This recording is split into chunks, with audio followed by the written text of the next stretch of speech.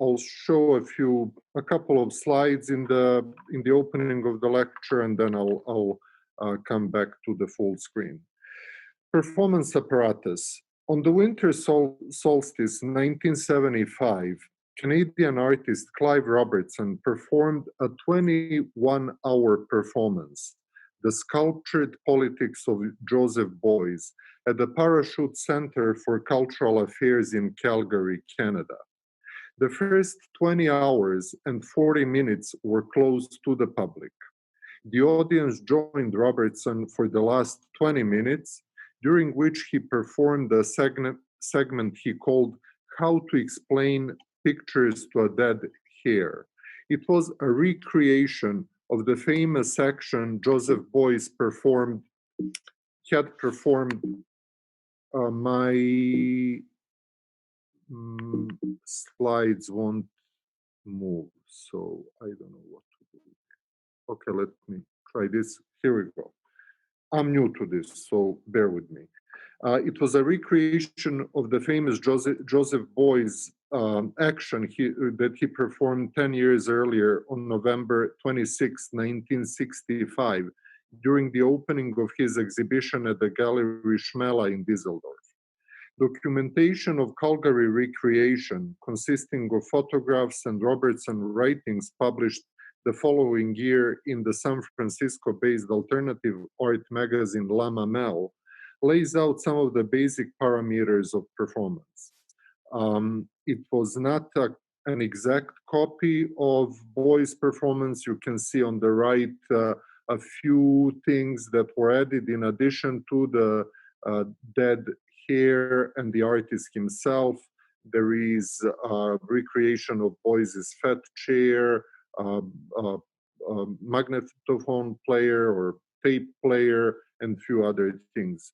In photographs published in the La Mamelle portfolio, Robertson appears dressed in the signature Beuys outfit, a felt hat, a pocketed vest, and a white button-down shirt. Unlike Beuys, who plastered his face with honey and gold leaves, Robertson used fat and bronze. And unlike Beuys, who spoke inaudibly to his dead hare while cradling it in his arms, Robertson used a tape machine to play what he called a German voice, reading statements from and texts about Beuys. Then he picked up and held the dead hare.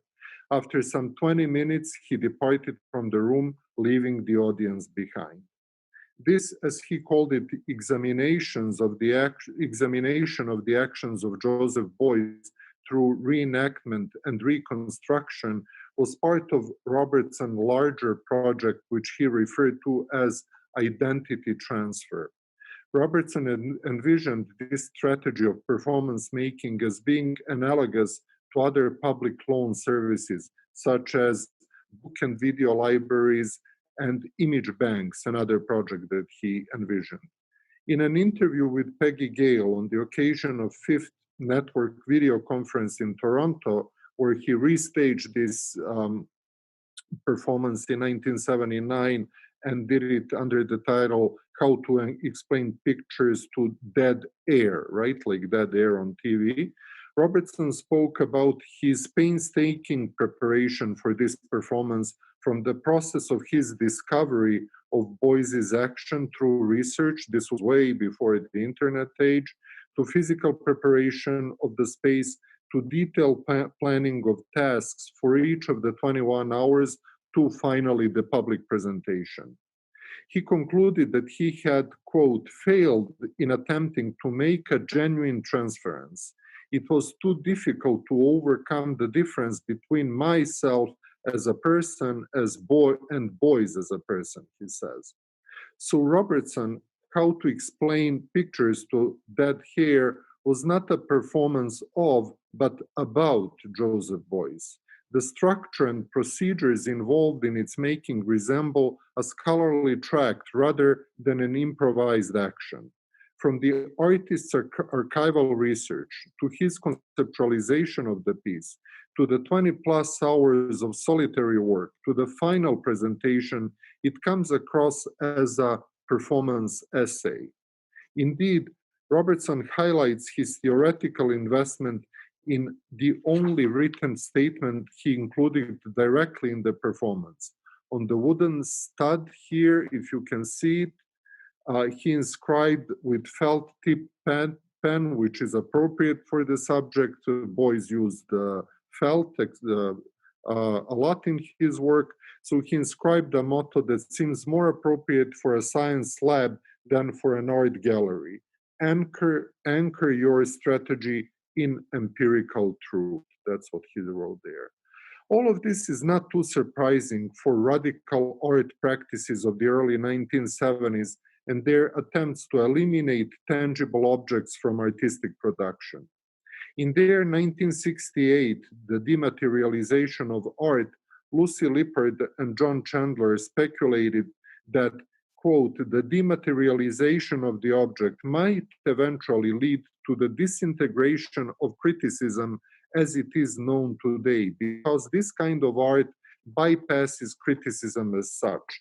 It integrates theory and practice.